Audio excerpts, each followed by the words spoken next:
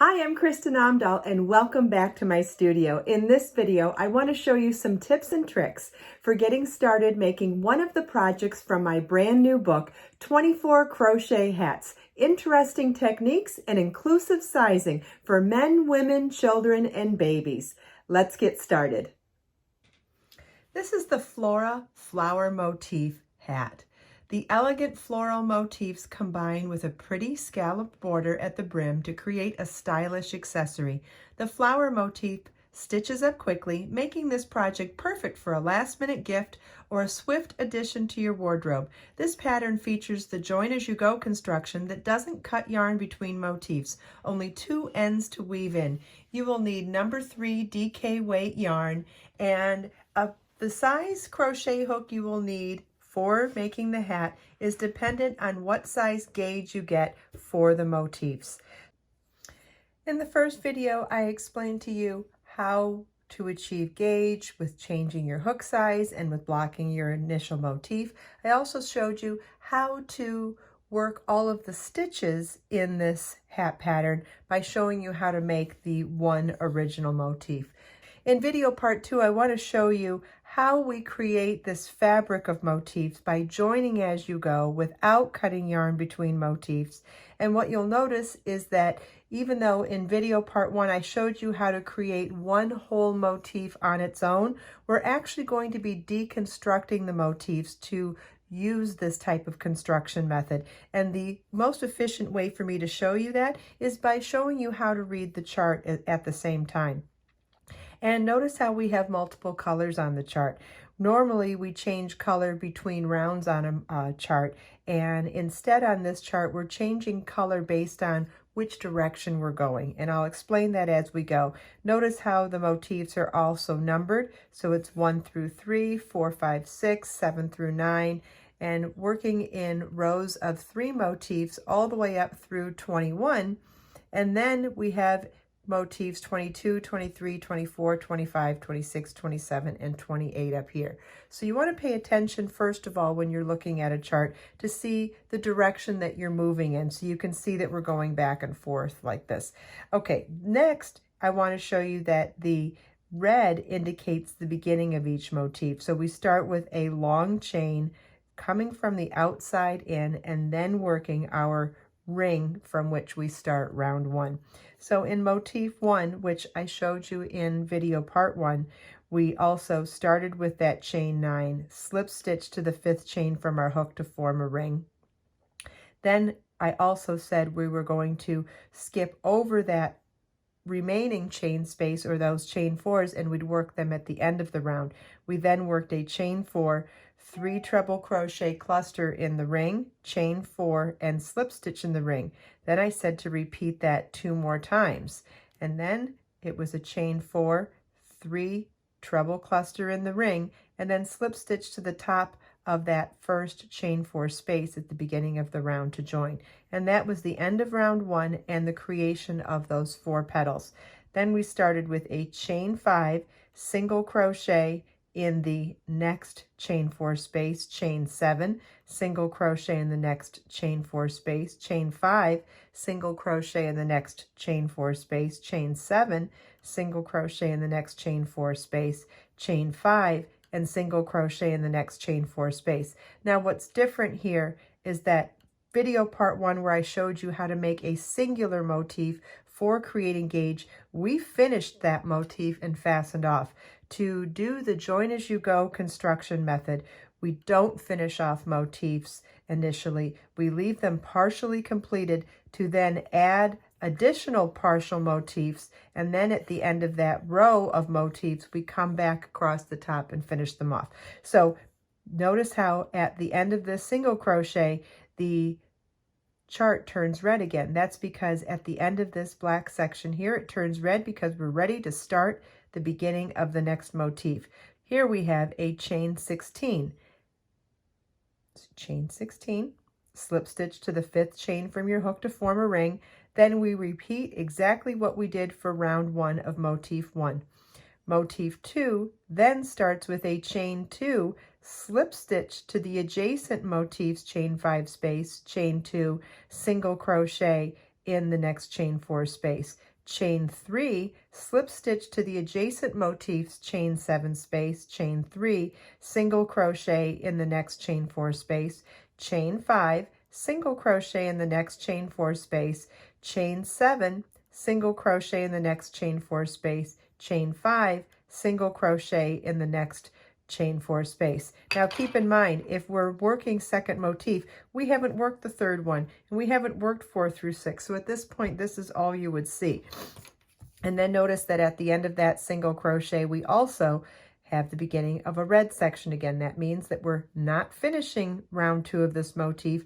We're going to start motif 3. So it starts with that chain 16 again, slip stitch to the 5th chain from your hook to form a ring, then repeat everything we did in round 1 for motif 1. All of the round 1s are done exactly the same at this point. And then we're going to repeat what we did for motif 2 to join motif 3 to motif 2.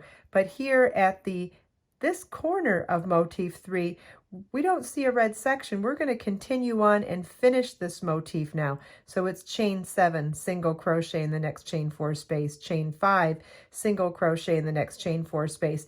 Then notice that there is a blue section here, and that's where we're working into those motifs that we originally put on hold. So it's now a chain 3, slip stitch to the center chain of that chain 7 space, chain 3, single crochet in the next chain 4 space on the next motif, chain 5, single crochet in the next chain 4 space, chain 3, slip stitch in the middle of the chain 7 space, chain 3, single crochet in the next chain 4 space, chain 5, single crochet in the next chain 4 space.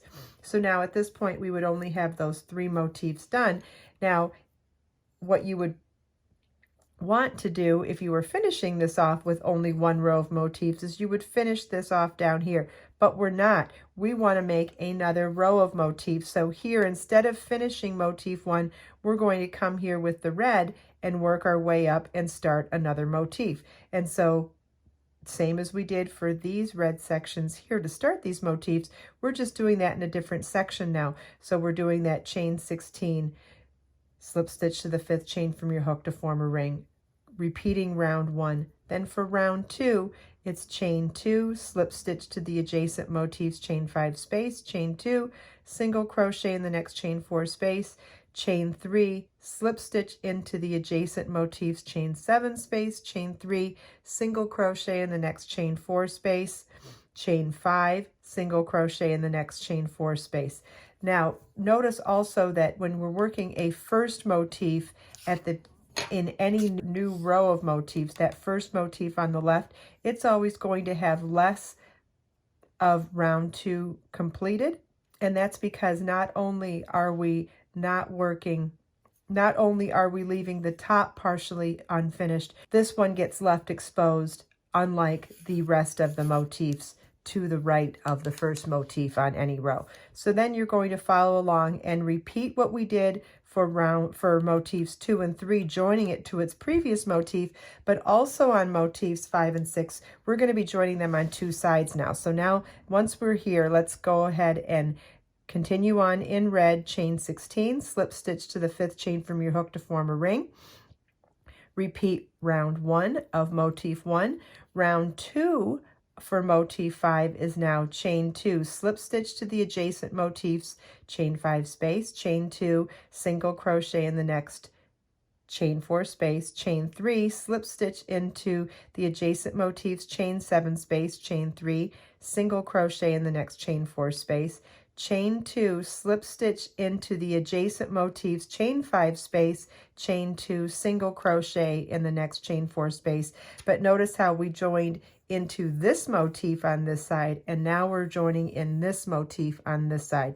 Then chain 3, slip stitch into the next chain 7 space, chain 3, single crochet in the next chain 4 space, chain 5, single crochet in the next chain 4 space. So now then motif 6 is going to be done the same way as motif 5, but because this is the end of the row, we will also continue back towards the beginning of the motif, ending here at the end of the blue, and then continuing on in red to start the next row of motifs and also the next motif 7. And you're going to continue in this pattern until we have 21 motifs completed. Now, at the end of 21 motifs, we will have a section of 3 motifs wide times 7 motifs tall, and that's when we're going to start working on the crown. Notice how these motifs are 3-petaled, not 4-petaled. That's because we're creating a crown we're creating decreases for the crown at the top of the hat here.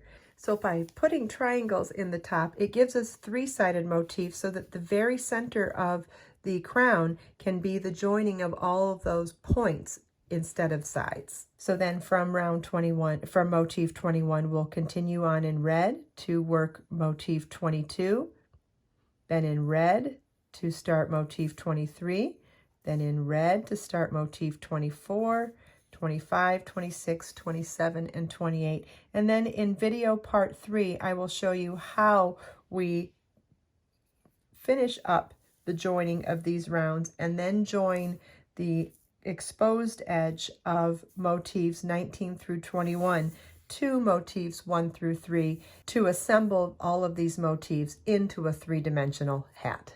I hope you enjoyed this video. If you have any questions at all, please leave them for me in the comments. And everything we talked about today is linked in the video description below. Let us make time to create, share, and inspire today and every day. I'll see you in the next video.